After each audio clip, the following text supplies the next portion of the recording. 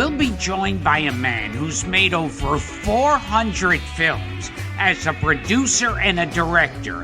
A man who helped jumpstart the careers of, are you ready for this?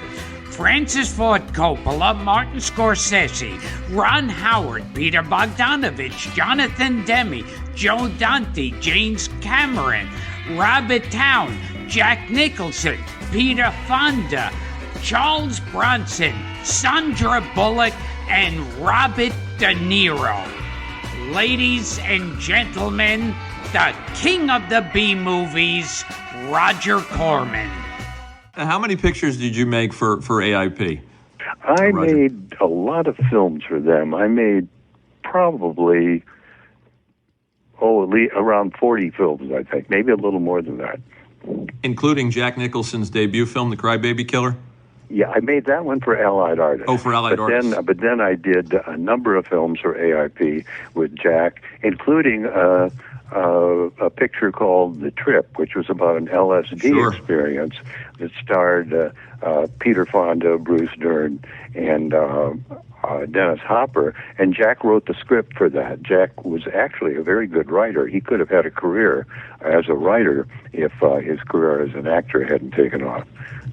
Now, here's what always strikes me when I watch Jack Nicholson in one of your early films is that here's Nicholson, a legend, internationally known film star.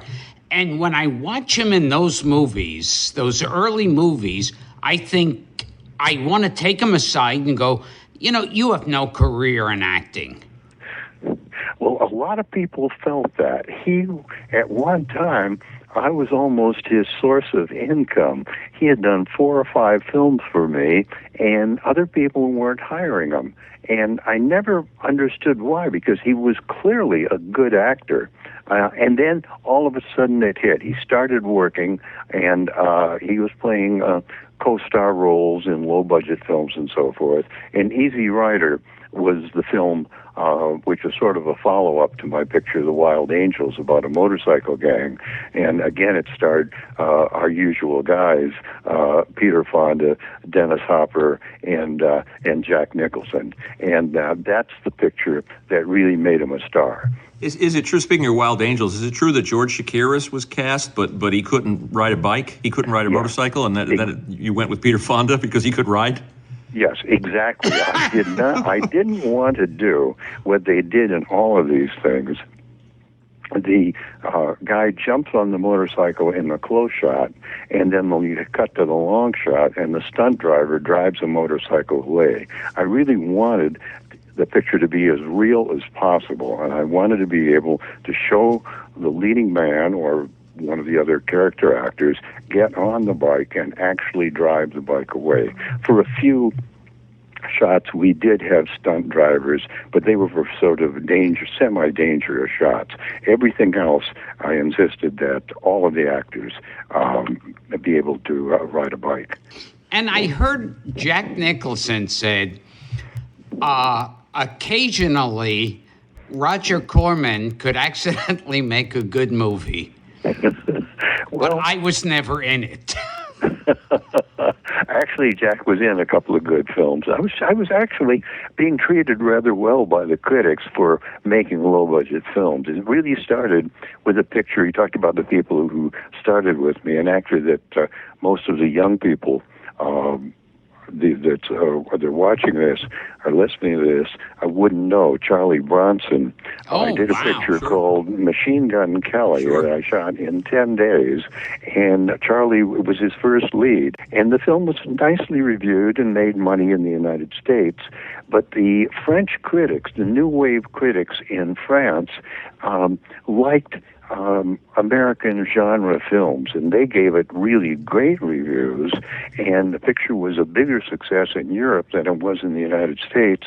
And Charlie went to first France and then Italy, and on the basis of Machine Gun Kelly, he became a European star. Before he came back here, he was an international star based in Paris and Rome, and then eventually came back to Hollywood as a full-fledged European star. And that's the movie that ends with, I think, a real-life quote from Machine Gun Kelly. Yes, that's true. I had done some research about Kelly. Kelly was public enemy number one, and the FBI had him surrounded, and they expected him to fight to the finish. And instead, he threw down his gun, walked out of this cabin where they had him surrounded in the woods, and surrendered. And the head of the FBI unit, whatever he was, said, "Kelly, we didn't expect you to surrender. We thought you'd fight all the way. Why did you surrender?" And he said, "I knew you'd kill me if I fought." And I built the whole script around that Kelly was not as tough as people thought he was. And what was Bronson like to work with back then? Bronson was delightful to work with. His reputation is, and it's true, he is a very tough guy. He was a semi-pro boxer at one time, picking up a little money just in fight clubs and things like that. He really was tough, but he was an intelligent and sensitive actor, and I think that's one of the reasons he became a star. It was clear when you saw him on the screen, you were looking at a genuinely tough guy, but he was a very sensitive actor, which went against type, and that's what I think surprised people. And you worked with, in the Edgar Allan Poe movies, you worked with Boris Karloff, Peter Lorre, and Vincent Price. And Basil Rathbone. Yes. Yes. And Vincent, of course, was our major star. Vincent was the lead in each of the pictures. And again, I was very fortunate. The first of the Poe pictures was The Fall of the House of Usher. I'd been making 10-day pictures in black and white, and I convinced AIP.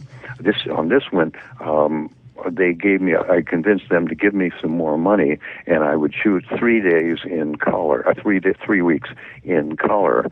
And I felt I was in the big time. I had, for the first time, 3 weeks, and I had some good sets built by a good art director who's a friend of mine, Danny Haller. And I was very fortunate in that we had a good script from Dick Matheson. And Vincent read the script, and although we didn't have enough money to pay his usual salary, we paid him most of his usual salary and a percentage of the profits. And the film did well, and we went on to make a number of Poe pictures. Now, I heard Peter Lorre at that point didn't take any of it seriously and was making up his own dialogue as he went along. He took it seriously, but he'd been trained in the Stanislavski method in Berlin, working with Bertolt Brecht, which involved a lot of improvisation.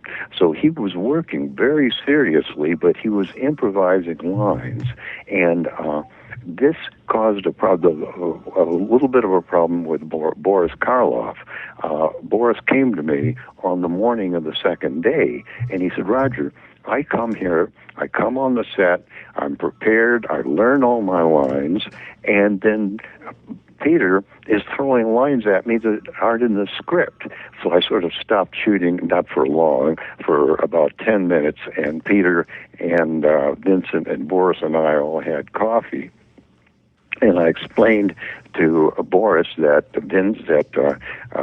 Peter liked to improvise and that he should be a little bit loose and go along with them. And I said to Peter, "What you're doing is great. I love it," which I did, but you've got to stay a little closer to the script. You fell in love with Poe as a kid, right, Roger? And this is why you had a lifelong affair with his work. Yes, I think I was in junior high school, and I think it was some English class assignment that I read, The Fall of the House of Usher, and I asked my parents for the complete works of Poe for Christmas. They were delighted. I could have asked for a shotgun or something. They were delighted to give me a book.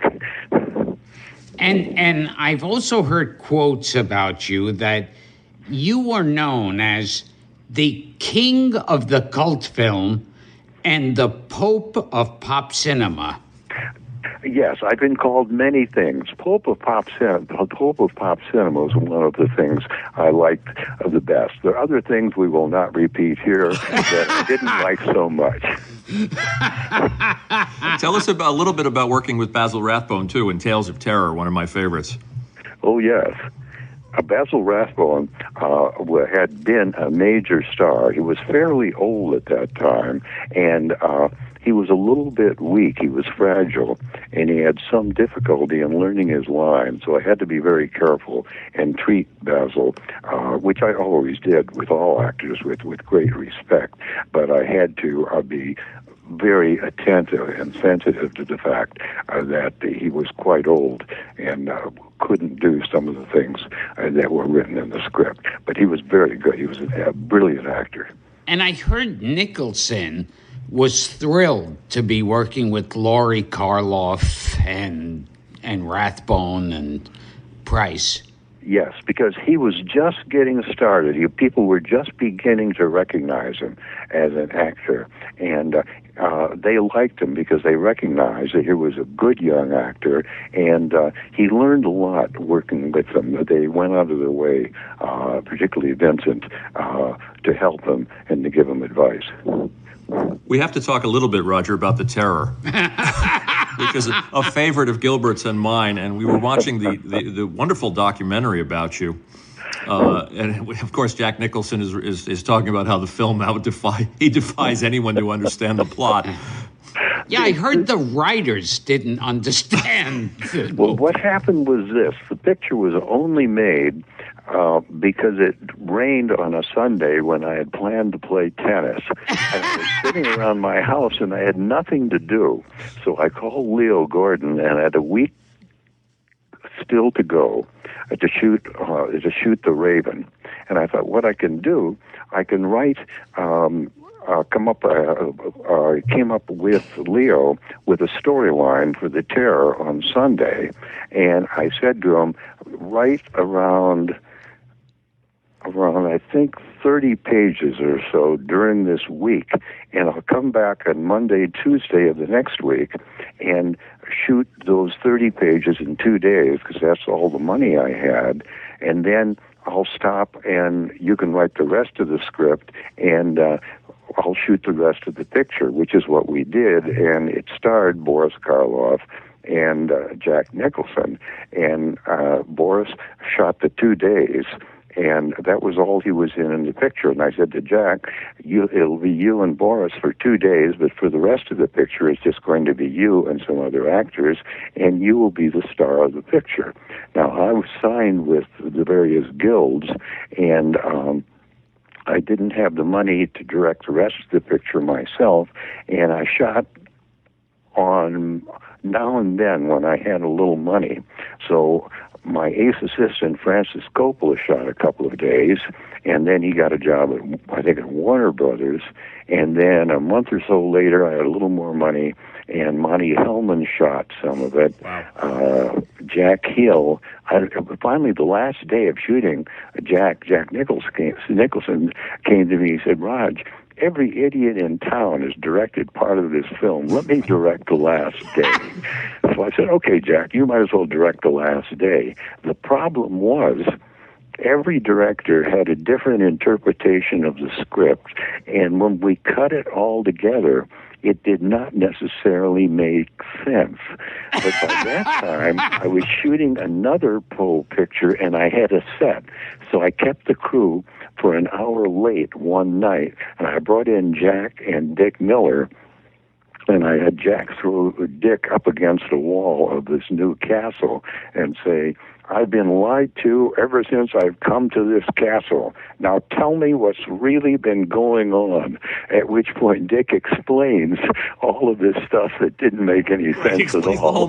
But he wrote enough so that it almost made sense. Weirdly enough, some critics have really tried to examine and work out the themes that are in the script.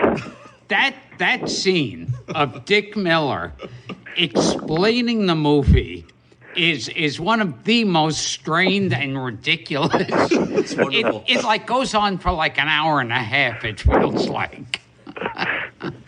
Yes, so the thing goes on and on with all these weird things, and actually, we ended up in which Boris Karloff played the Baron von Lepp, who owned the castle that Jack came to. And the picture actually seemed a little bit dull to me by the time. Not only did it not make much sense, it seemed a little dull when it was over. So I made up a whole subplot, and I shot, I think, one scene to fit it, in which he was not the Baron von Lepp. He was an imposter who had killed the Baron von Lepp and taken his place to give us a surprise ending. And just so we can repeat, so I can make sure I have this right, the only reason this movie got made is because you wanted to play golf that day. Tennis. And what? Tennis. You wanted to play tennis. Right. And it rained. Exactly. So you figured, I'll make a movie. Right. Movies have been made for stranger reasons than that. And speaking of the Nicholson pictures, we have to mention Little Shop of Horrors, Roger. It was an original story. What had happened, I had noticed that in some of my horror films, after the audience would scream at the horror scenes, there would be a little bit of laughter. And I wondered, why are they laughing? I thought that scene worked pretty well. Everybody screamed.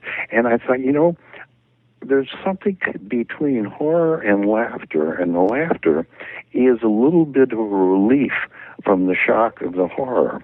So Little Shop of Horrors I made as a sort of a joking experiment. As I say, we shot it in 2 days, actually 2 days and a night, in which I put together comedy and horror to see if they would work.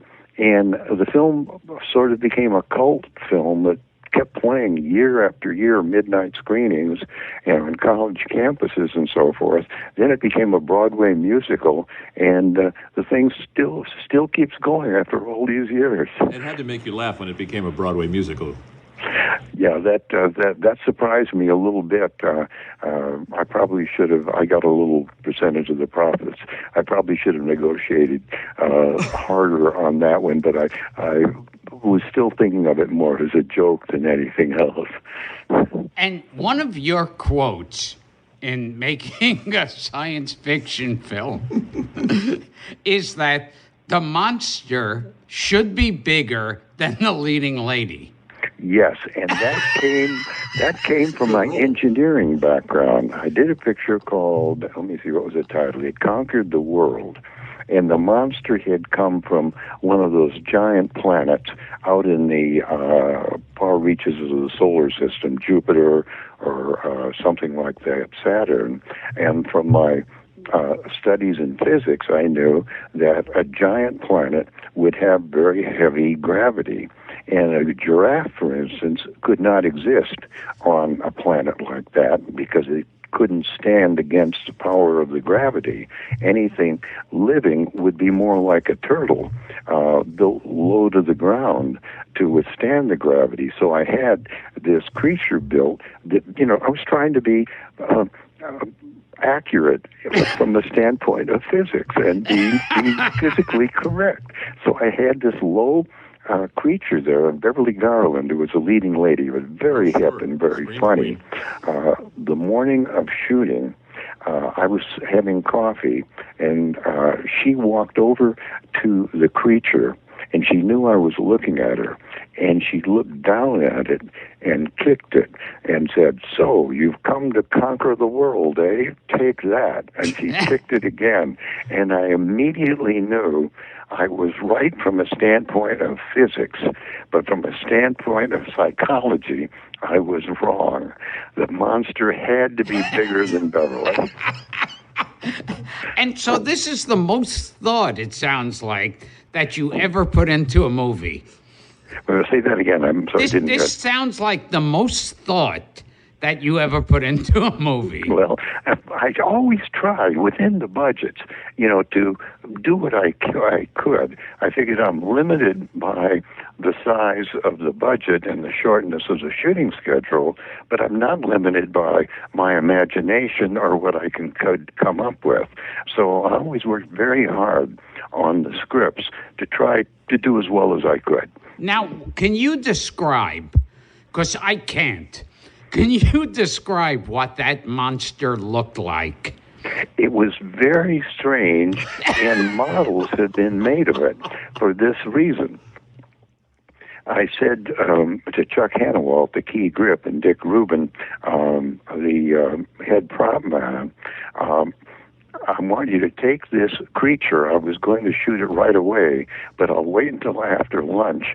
I want this thing built up to 10 or 12 feet tall. So what it was, the mouth and the eyes were all very low because that was the way the creature had been designed, and they didn't have time to rebuild that. So they built sort of a towering head above the eyes, and it looked I will say, it looked a little strange. So it was like, I remember it having like a tiny face and a giant head around it. That was it exactly. Now, you tried to make a more meaningful film at one time than the creature from the ocean floor and Beast with a Million Eyes. And you did a movie starring William Shatner. Yes, it was Bill Shatner's first film. He'd come out from New York, where he'd been not necessarily a star, but a successful actor on Broadway. And I did The Intruder, which was about racial integration in the South. This was in 1960 when schools in the South were being integrated. The picture went to a couple of film festivals, won a couple of minor film festivals, and got great reviews. I remember, give me just a second, one of the New York papers said, "The Intruder is a major credit to the entire American film industry. It was the first film I ever made that lost money." I felt I was too serious with that film. It was nice to win a couple of prizes at festivals and get the good reviews, but I felt I'm not here to lose money on the films. So I went back a little bit to what I'd been doing before. Now, I heard in a last-ditch attempt to get people in to see the movie, you changed the title. Yes, there was a drive-in owner in the South who was a friend of mine who said he could put, because the film has a Southern background, I don't remember the title. He put some exploitation title. I think the title that it got re-released as is "I Hate Your Guts." That's right. That's what it was. And the film did a little business in the drive-ins, but it wasn't enough to break even. Weirdly enough, I shot the picture in 1960, lost money, but when Bill Shatner and I did a narration, and we sent it out on a DVD in, I think, 2002 or 3 or something like that. With the DVD release in the year 2003 something, we finally got our money back. Now, I heard it was really dangerous shooting that film down south. Yes, we had death threats. We were run out of several towns by the police. It was a very difficult film to shoot. The final sequence, we were shooting in southern Missouri.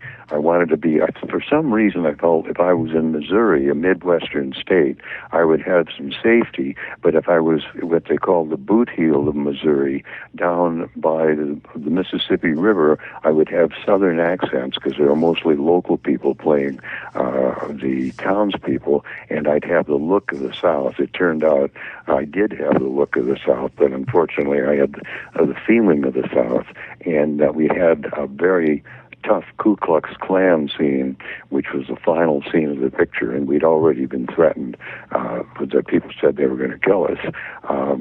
We shot that scene. It was a scene at night. We were staying at a motel. We packed our bags from the motel, shot that scene, and when I said print it for the last shot, We just jumped in our cars and didn't go back to the motel. We drove straight to St. Louis. Were you trying to keep the locals and the police from finding out what the picture was about, what your intentions were, Roger? We let them know roughly what it was. We rewrote a few scenes in the picture to sort of tone them down a little bit. So people knew what the picture was about, but they didn't know quite how tough it was. Now, I actually remember meeting you when your book came out, How I Made 100 Movies and Never Lost a Dime. And right after I got that book, somehow I was at an event and ran into you. And I said, I just got your book. I haven't read it now.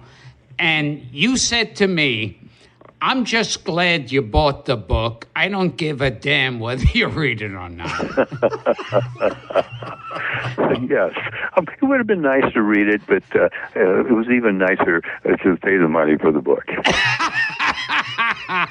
This is why you're my hero. Roger, speaking of dangerous shoots, I just want to go back to Wild Angels for a second. You hired actual Hell's Angels. Yes, we were working with the Angels, playing themselves in the gang. They threatened to kill me. I remember what happened. But the picture was a giant success. Nobody realized that in any way that it was going to make as much money as it did. I was told up until that time it was the most successful low-budget picture ever made. The record was broken a couple of years later by Easy Rider, but at any rate, it was a huge success. And they announced that they were suing me for $1 million on the basis that I had portrayed them as an outlaw motorcycle gang, whereas in reality, they were a social group dedicated to the spreading of technical information about motorcycles. Now, that got a lot of publicity, that statement. And then they announced, and they got a lot of publicity, that they were going to kill me. And the leader of the Angels called me, and I remember almost word for word in this picture. This was in the early 1960s, and I still remember it. He said, "Hey, man, we're going to snuff you out." And I said, "Look, Otto, you've already announced that you're going to kill me. Now, if I slip and fall in the bathtub, the police are going to come after you because you've already stated you're going to kill me. On the other hand, you're also suing me for $1 million. How do you expect to collect the $1 million if you kill me? My advice to you is forget the momentary pleasure of snuffing me out and go for the $1 million." He said, "Yeah, man, that's right. That makes sense. That's what we're going to do." Great story. That's wonderful. Now, someone else, we're going to go through some of the directors and some of the people who you gave a start to, Roger, but Peter Bogdanovich, is it true the Bogdanovich film that he directed for you had no dialogue and was added later? No, it wasn't that. It was, I had bought a couple of Russian science fiction films because science fiction was very popular in Russia at that time, and they were making really big, elaborate science fiction films. And he shot a couple of additional scenes to tie the picture together, and we tried to pretend that since I didn't want to pay for sound, that the actors used mental telepathy. But when I saw how it worked out, I said, we better put some dialogue in here. And I heard that you actually got Ron Howard. You wanted him to star in a film, and he wanted to direct. Yes. And what happened was we did this car crash picture called Eat My Dust. And he he starred in it, and he had a percentage of the profits. And again, it was some of these films really made a lot of money. And Monday morning, because it opened on Friday, and we already knew Friday night because we got the grosses the first night that we had a success. But Monday morning, we were sort of calculating everything and booking new theaters and everything. And I called him and I said, Ron, I want you to know you're going to do very well with this picture. This is a big success. And he said, I already know that. I checked myself and I've been waiting for your call. I want to come in and talk to you. I said, come on in, Ron. And he came in and he said, whenever an actor stars in a picture and it's a big success and they want him for a sequel, and I assume you want a sequel, he asks for more money. I will not ask for more money. I'll do the picture for the same salary and the same profit percentage, and I'll do one other job for nothing. And I said, what is that? He said, I'll direct the picture. And I said, Ron, you always look like a director to me. And he directed the picture. It was his first picture. He starred in and directed it, and that was Grand Theft Auto, which was a big success for us. And just like Fast and the Furious, I collected twice on that because a video game company stole the title and made a lot of money with Grand Theft Auto, and I sued them and collected. So Grand Theft Auto made money for me twice. Now, I heard at one point Ron Howard started complaining to you about that there wasn't enough money on the picture and not enough extras. Yes, that's true. There was one scene at a demolition derby, and he wanted a bigger crowd. And I said, "This is all the money I got." And I remember I said, I'm trying to think. This was so long ago. I said, Ron, if you do a good job on this picture, you will never work for me again. Great story.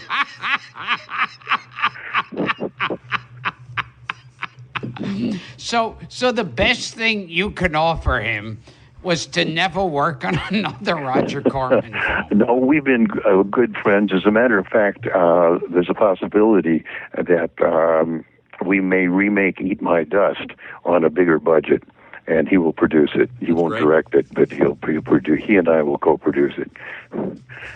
Now, you made some films recently for the SyFy channel. Yes. Can you give us some of those titles? Well, it started off when, let me see, I did a science fiction picture about recreating the DNA of a crocodile, and I called it Dinocroc. And the SyFy channel heard about it, and they called me. This was Tom Vitale, who was the head of the SyFy channel, said he'd heard about it, he'd like to see it because they might be interested in buying it. And he did, and he bought it.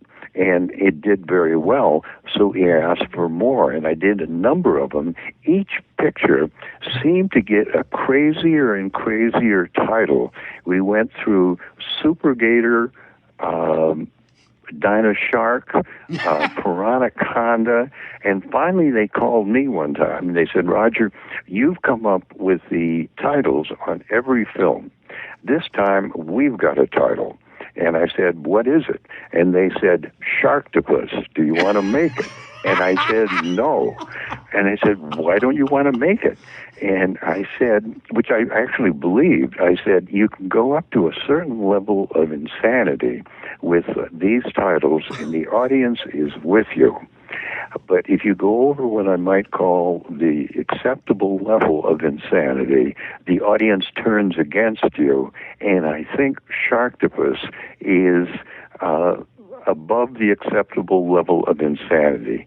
One thing led to another. I made the picture, highest rating of the year for the SyFy channel. Now, so we then made a second Sharktopus film, and that got a giant rating, and we're now in the process of making a third one. Was that Sharktopus versus Terracuda? That was it. Sharktopus versus Terracuda came out this summer. We're trying to think of another creature. We haven't yet come up with a title yet. Now, I also heard that back then, guys like you and Sam Markoff would have a title first, and whichever title worked the best, you'd write a movie around it. Yes, we occasionally, not often. Generally, we had an idea for the picture and came up with a title. But every now and then, that's true. We did have a title, and we wrote the picture around the title. Roger, let's talk about your relationships with some of the people you started in the business. Joe Dante, Bogdanovich, we mentioned. We have to mention Martin Scorsese. And is it true that you approached Martin Scorsese came to you with Mean Streets and you said you could make it, but only as a blaxploitation picture? It's partially true. He had directed his first Hollywood picture for me, a picture called Boxcar Bertha, which was a very good picture. And he had this picture that he wanted to make that he had written himself called Mean Streets. And he asked if I would finance it. And I said, well, I don't really have enough money, but if this were a black film, I think I could raise the money. And he said, and he was right, he said, it can't be, because black films were very popular at that time. And he said, it's really written with an Italian. It's based upon, in part, my youth in the Italian neighborhood of New York. It has to be an Italian film. Here's one I have to ask you. On one of your films, you would have the cameraman chase after fire trucks and ambulances that just happened to be going by. Yes, we didn't chase after them, but we photographed them and used them because I knew that kind of footage could be used in action films, and we did do that. I just want to ask you quickly, Roger, too, about some of the acting work that you did for your protégés. I mean, audiences might know you from Godfather 2. You're one of the senators that's grilling Michael Corleone. I knew he was a bad guy as soon as he walked in the room. You did. You're in The Howling. You're in Apollo 13, Silence of the Lambs, Philadelphia. You have any fond memories of these acting parts? Yes, I do, because they were all done for directors who were friends of mine. There were always 2 or 3 day roles. I didn't have the time for a longer role, and I think they thought I didn't have the ability to carry a longer role. So it was just sort of getting together and having fun. And I just have good memories of the whole thing. And how did you feel about getting that honorary Oscar a couple of years ago? Because Demi and Joe Dante and Tarantino and Peter Fonda and so many of your friends came out to salute you. It must have been very moving. I was very pleased. I'd gotten a star on the Hollywood Walk of Fame a few years earlier, which I thought was fine, but I never expected to get an Academy Award. I was really surprised. These were the Lifetime Achievement Awards, which are given at the governor's ball, so you're not surprised at the time. You're told you're going to get one, and I remember they called me after a meeting of the board of directors of the Academy and said they had just voted to give me an Academy Award. That truly surprised me. I never expected to get that. Well, this is one of those interviews that I wish could go on for like another month. So many things I want to talk to you about. Maybe we can do it again. Oh, I'd love to.